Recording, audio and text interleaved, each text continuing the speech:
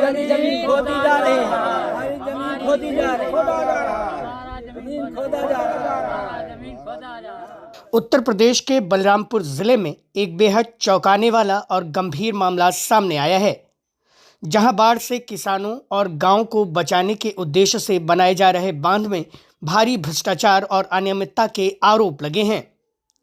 Siddharthnagar border क्षेत्र में स्थित वसंतपुर से बिलभरिया जमुनी तक तकरीबन 3 से 4 किलोमीटर लंबे बांध और 3 साइफन पुलों का निर्माण किया जा रहा था।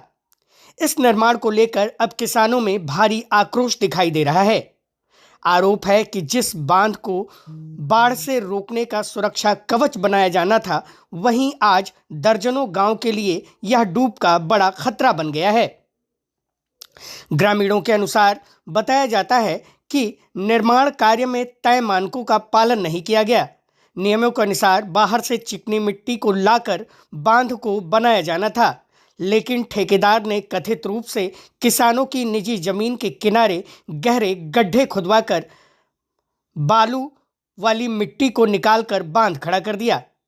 ग्रामीणों का कहना है कि 20 से 30 फुट चौड़ा और 12 से 15 फुट गहरा गड्ढा खोदे जाने के कारण सैकड़ों बीघा किसी भूमि बर्बाद हो गई है, जिसमें पिपरहा और जमुनी समेत कई गांवों पर डूब का खतरा बढ़ गया है।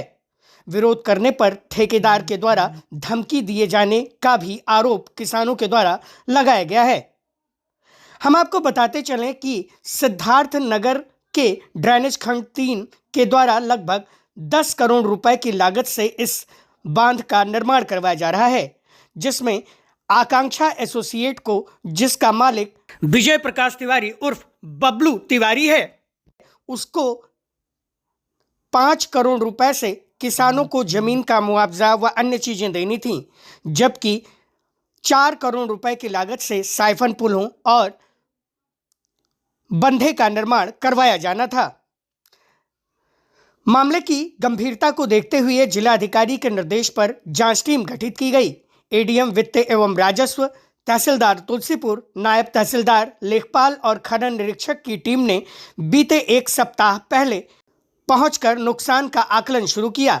जांच में किसानों की क्षति, संभावित राजस्व हानि और निर्माण में हुई अनियमितताओं की पड़ताल की जा रही है।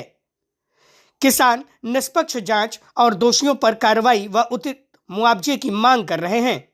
फिलहाल इस मामले पर अभी तक किसी भी प्रशासनिक अधिकारी ने अपना कोई बयान नहीं दिया है। ना ही सिद्धार्थनगर जिले के किसी प्रशासनिक अधिकारी ने, ना ही बलरामपुर जिले के किसी प्रशासनिक अधिकारी ने अपना कोई बयान दिया है। मामले में सबसे बड़ा सवाल भी प्रशासनिक चुप्पी को लेकर ही उठ रहा है। 3 से 4 किलोमीटर लंबे इस क्षेत्र में बड़े पैमाने पर खुदाई, किसानों की जमीन को नुकसान और खुले विरोध प्रदर्शन के बावजूद स्थानीय प्रशासन और बलरामपुर व सिद्धार्थनगर जिले के उच्च अधिकारियों की ओर से अब तक कोई ठोस कार्रवाई सामने न आने के कारण ग्रामीणों ने कहीं न कहीं अपना आक्रोश व्यक्त किया है। ग्रामीणों का कहना है कि या तो अधिकारियों को इस पूरे मामले की जानकारी नहीं है या फिर जानबूझकर अनदेखी कर रहे हैं, जबकि जिलाधिकारी बलरामपुर के आदेश पर 5 सदस्यीय टीम ने बीते 1 सप्ताह पहले ही अपना जांच कर लिया है। अब तहसील और जिले के उच्च अधिकारियों के पास रिपोर्ट को भेजा जाना है। सुनिए किसानों ने इस मामले पर बातचीत करते हुए हमसे क्या बतलाया। लक्ष्मण दास। अच्छा, कहाँ रहते हैं? बलरामपुर में, पिपरिया जमनी। क्या समस्या है?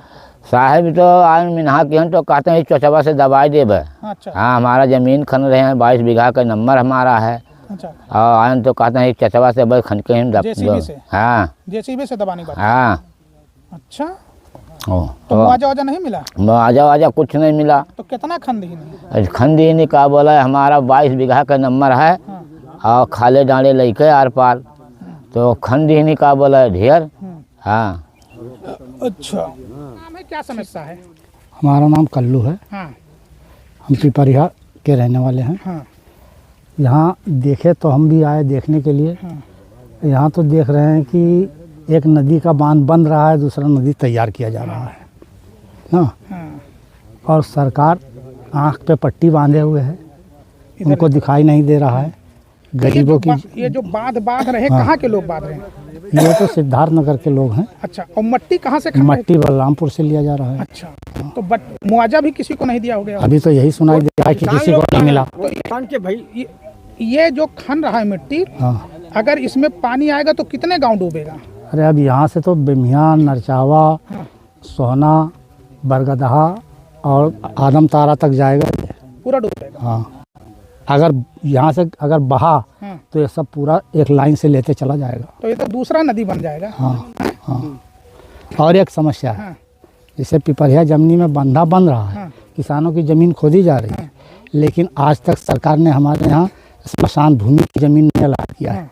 हम लोग दूसरे के खेतों में जाकर मुर्गा रखते हैं। बाप, अच्छा। रामदास हमारा नाम है साहब, और जो हम पिपरिया जमनी के रहने वाले हैं, जिला बलरामपुर के।